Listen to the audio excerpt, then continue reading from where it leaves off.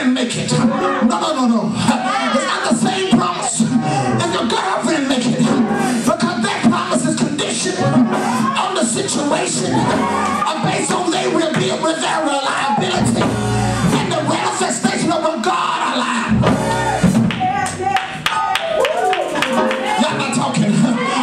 It's based on, Kenny, when I make you a promise, I said, son, when I get paid on Friday, I'm going to take you to the mall. I'm going to buy you the new Kenneth Cole shoes. And Kenny is excited. He said, Kenny is going to take me to give me some Kenneth Cole shoes on Friday. But that's only predicated if I get paid on Friday and if God let me live to see Friday.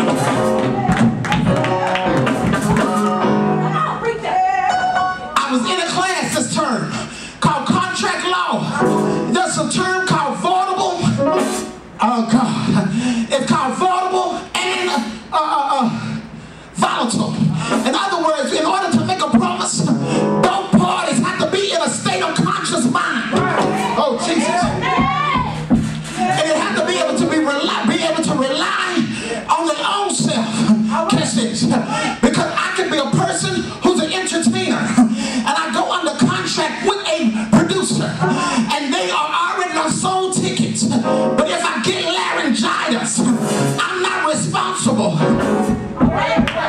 to show up at the concert because what you gave me was based on my ability. And since I am not able, I can't fulfill the promise or the contract.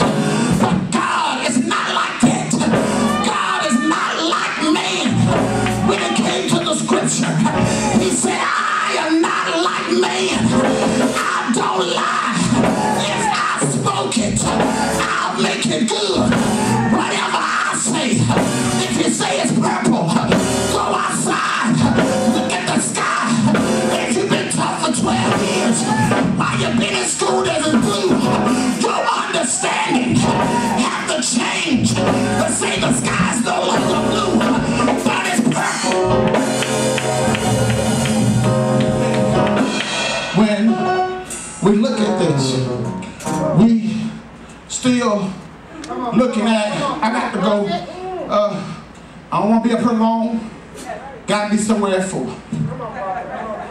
But I will say this, he said, I would have passed out. I would have put myself in a position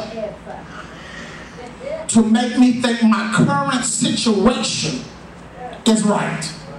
Come on. He said, but if the only thing that kept me from doing that,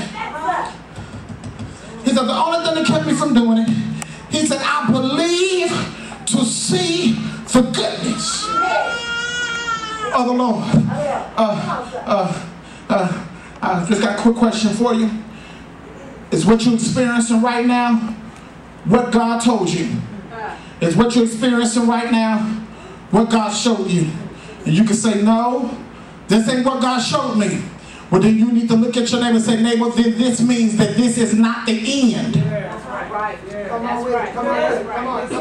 When you go over to the book of Acts, book of Acts is, we're going to make the correlation between fainting and we're going to bridge this gap. Mother, if I'm going too fast, let me know. Because you know she'll get you home and ask questions. When you go over to Acts chapter 28, you'll find a story about Paul. Paul is in a situation where he has been shipwrecked and the nearest island was Malta. When they go over to Malta, they find barbarous people and they engage them because of the simple fact that it was cold and it was raining.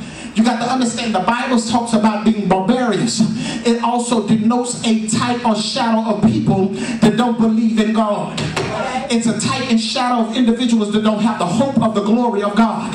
Because you got to understand, you know the only thing that's separating you from the world is that you have a hope in Jesus. That there is a life after this. Y'all ain't saying, y'all looking, y'all don't know the hope of the Christian. The hope of the Christian is to be seated on the right hand of the Father. Y'all ain't saying, and that we're going to go and have a mansion. Y'all ain't saying, and streets are paved with, y'all don't know what y'all come to church for. Lord have mercy. You got that I'm working for life eternal. Y'all ain't saying that if I do get sick, I could go to the tree planted by the river and pull off a leaf because it's good for So when we go to Acts chapter 28, Acts chapter 28 drops down on us and let us know that Paul is in a situation. Paul is in a situation where he was shipwrecked. Before chapter they had got over by swimming and floating on objects broken from the ship. We ain't got time to deal with that. But we're going to deal with the fact that when Paul gets over to the ship, after all the struggling of going through obstacles of being shipwrecked, he gets over there to Malta and he's trying to warm his hand, and a venomous beast snap him on the hand. Catch this. When they first saw this, the barbarous people, those people that didn't know God, immediately associated that the fact that this must be a true criminal, because anybody that's gone through this much hell and now they're in the same place, they're still going through more hell. Something got to be wrong. But I need you to tell you, never say never. Ain't nothing wrong with me. I'm just going through my stages of going through. But after I get through with this, I'm not going through this anymore. When you look at the story, the Bible says that the snake or the venomous beast came up out the fire and whipped up, attached itself to